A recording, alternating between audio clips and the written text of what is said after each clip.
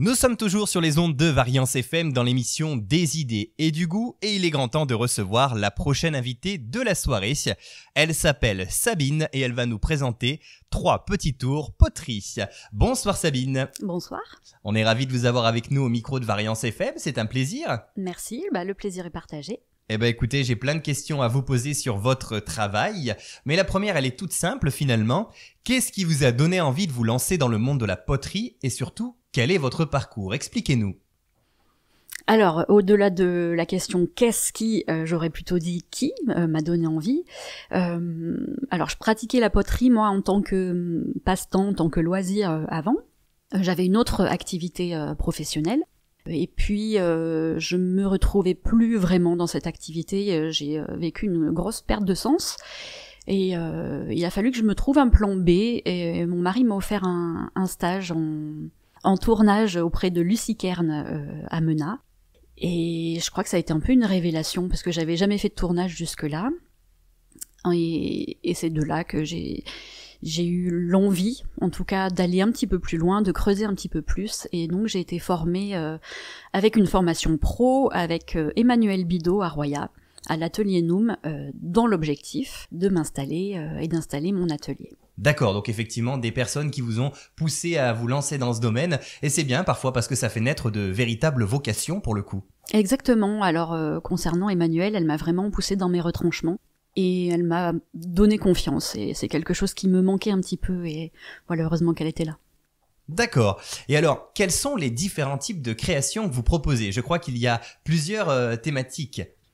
Oui, en effet. Alors, je propose des articles autour des arts de la table, donc tout ce qui va faire partie de l'utilitaire, mais j'ai aussi un univers sculpture que j'aimerais développer davantage. Mais pour ça, il faut que je me dégage encore plus de temps, et pour le moment, c'est pas encore tout à fait le cas. Je suis encore à fond dans la production de l'utilitaire.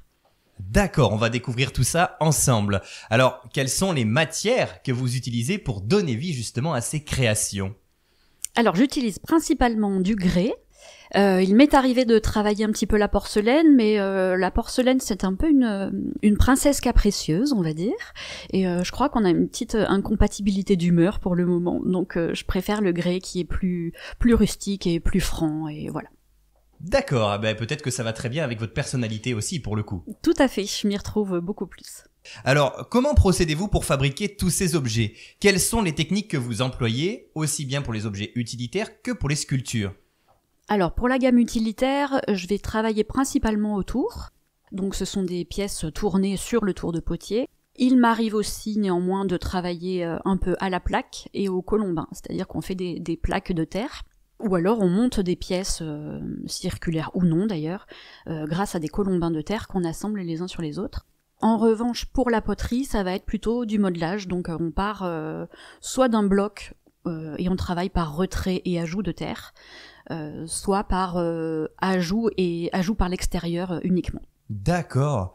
Et alors, est-ce que vous faites uniquement de la poterie ou est-ce que vous employez parfois d'autres techniques artisanales ou artistiques pour le coup? Alors, la poterie, c'est un vaste domaine, vraiment, c'est très ouvert, et j'utilise plusieurs techniques, notamment pour le décor. J'utilise les techniques de pochoir, j'utilise beaucoup aussi les tampons, et j'utilise une technique que j'aime beaucoup pour son côté aléatoire, c'est le transfert d'engobe. D'accord, et alors en quoi consiste cette technique? Expliquez-nous. Alors l'engobe, il s'agit d'une terre colorée, donc qui agit plus ou moins comme une peinture.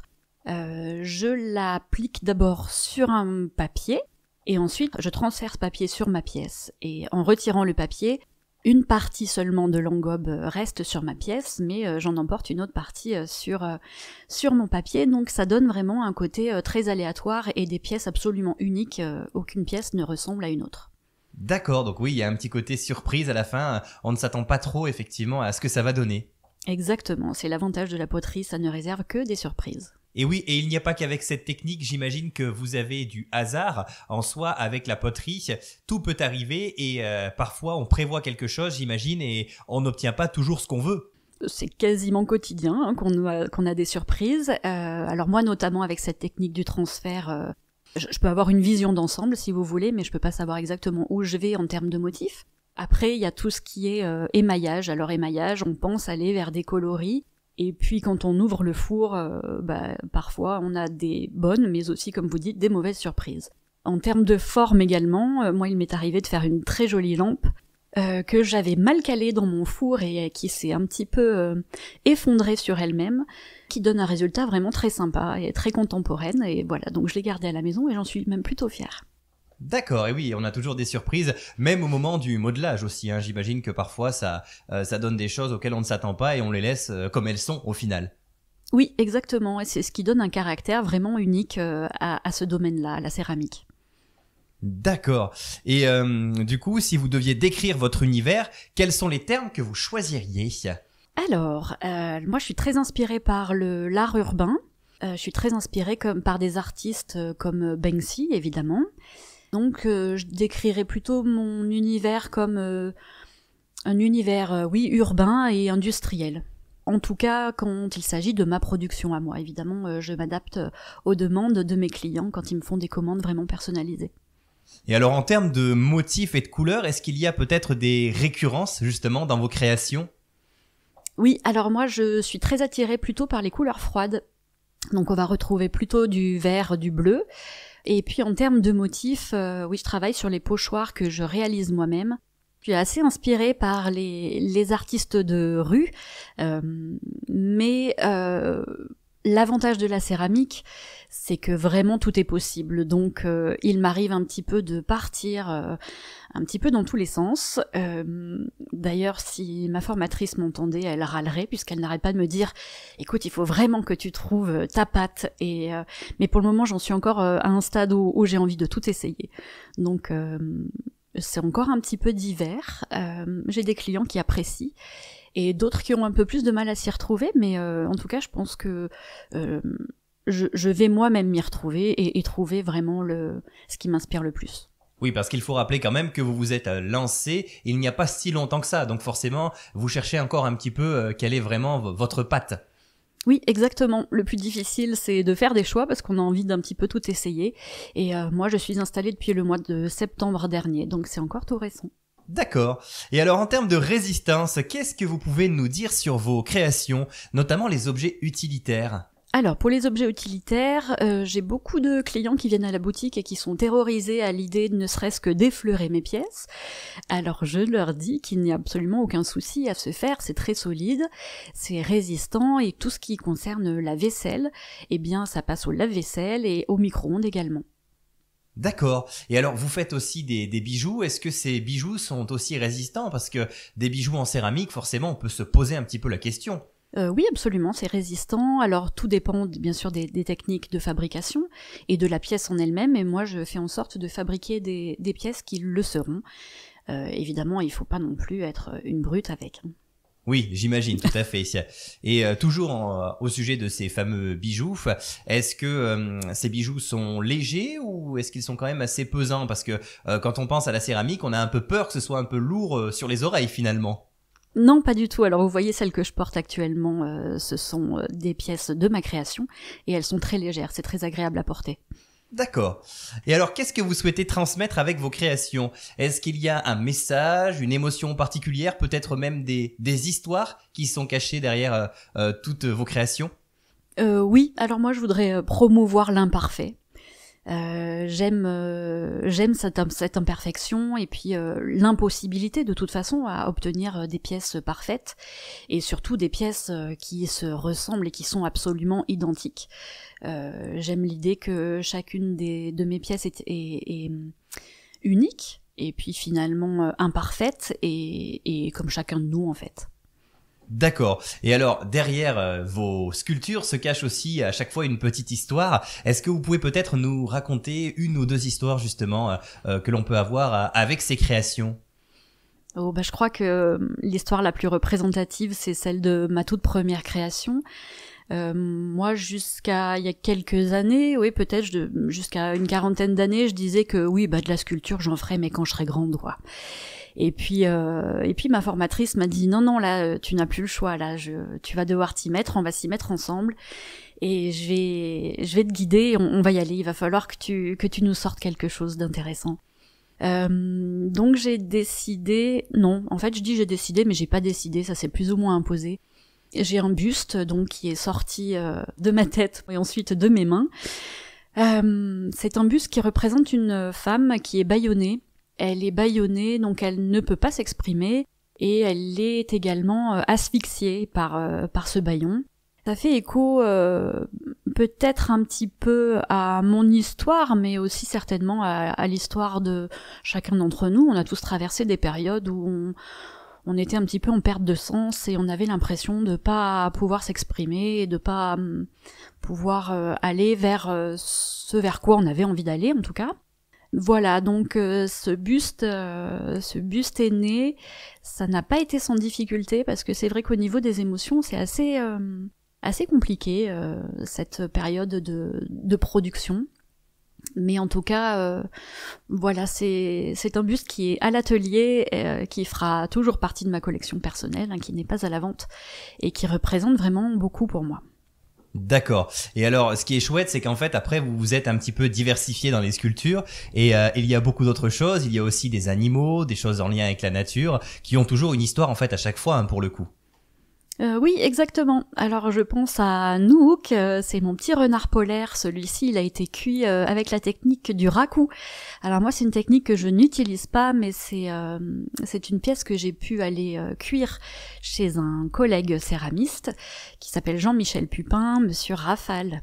D'accord. Donc effectivement, vous travaillez de temps en temps avec d'autres artisans et créateurs du territoire ? Oui, absolument. Alors, en l'occurrence, Jean-Michel nous a ouvert ses portes pour découvrir la technique du raku. Pour ma part, moi, j'aimerais continuer de collaborer avec donc des artistes du territoire, et j'avoue que j'adorerais travailler avec les street artistes du coin et notamment avec le crew de Supreme Legacy. Je pense à Kofi, je pense à Topaz, je pense à Rhino évidemment. Donc voilà, s'ils passent par là et qu'ils m'écoutent, je suis ouverte à toutes les propositions et je serais vraiment très honorée de travailler avec eux. Eh bien, ça pourrait donner de très belles choses. En tout cas, on connaît effectivement le travail des Supreme Legacy. Ils font de magnifiques choses sur le territoire. On les a déjà vus aussi sur Thiers pour plein de choses, plein de représentations sympathiques en lien avec la musique urbaine notamment. Et franchement, voilà, ils ont beaucoup de talent, tout à fait.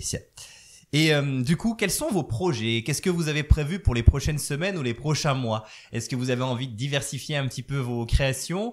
Peut-être, qui sait, de faire plus de sculptures que ce que vous faites actuellement ? Oui, alors j'ai toujours cette envie d'approfondir un petit peu ce côté sculpture.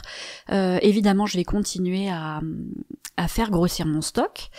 Et puis, je vais développer une nouvelle activité là dans les prochaines semaines, c'est-à-dire que je vais proposer des ateliers d'initiation. Puisque moi avant j'étais enseignante et c'est vrai que j'aime vraiment ce côté transmission et c'est quelque chose qui me manque un petit peu, notamment avec les enfants. Donc j'aimerais beaucoup proposer des ateliers avec des enfants, possiblement avec des personnes en situation de handicap également. Donc voilà, c'est quelque chose que je vais développer là et les cours vont bientôt commencer d'ici quelques semaines, je pense. D'accord, c'est une très belle initiative de votre part. Ça permettra de transmettre votre savoir-faire également. Écoutez, en tout cas, on est ravis d'avoir pu échanger avec vous. On a appris plein de choses sur votre travail et sur le monde de la poterie, de la céramique et tout ce qui tourne autour, j'ai envie de dire. C'est le cas de le dire pour le coup. Alors, une dernière question très importante. Où peut-on vous retrouver ? Est-ce que vous avez une page Facebook, un site internet, peut-être même des lieux dans lesquels on peut directement retrouver vos créations ? Alors oui, la boutique elle est à Ébreuil, elle est 23 place de la Liberté à Ébreuil plus précisément. On peut me retrouver également sur mon site internet, donc 3petitstours.poterie.fr, et j'ai également des réseaux sociaux, Instagram et Facebook, 3petitstours.poterie, voilà. Et alors, est-ce que vous avez peut-être des dates de marché qui sont prévues pour les prochains jours ? Oui, alors les prochaines dates, ce sera dimanche prochain au marché de Potier de Bioza. Et ensuite, il y aura le premier week-end du mois de juillet. Ce sera les rencontres de la céramique actuelle à Vic-le-Comte. D'accord, donc la possibilité de vous retrouver, peut-être de voir quelques démonstrations aussi. Vous allez faire de la poterie directement sur place ou pas du tout ? Non, alors pas pour l'instant. En revanche, des collègues s'en chargeront pour moi. Ah bah écoutez, l'essentiel c'est qu'on puisse déjà échanger avec vous sur vos magnifiques créations, des créations utilitaires que vous prendrez plaisir à avoir chez vous, j'en suis persuadé. En tout cas, merci encore une fois d'avoir été avec nous, c'était un plaisir de pouvoir échanger avec vous. Et puis on vous dit à très bientôt. Sabine, vous revenez quand vous voulez sur notre antenne. Merci beaucoup pour l'invitation, bonne soirée à tous. Et nous, sur Variance FM, on continue donc d'ici quelques instants avec le prochain invité de la soirée. Alors, ce n'est pas du direct, c'est bel et bien une rediffusion dont vous allez profiter. Vous aurez le plaisir de découvrir ou redécouvrir le travail de Marcel Pézec, alias Matskou, qui va nous parler de ses cabanes à oiseaux. Restez bien avec nous.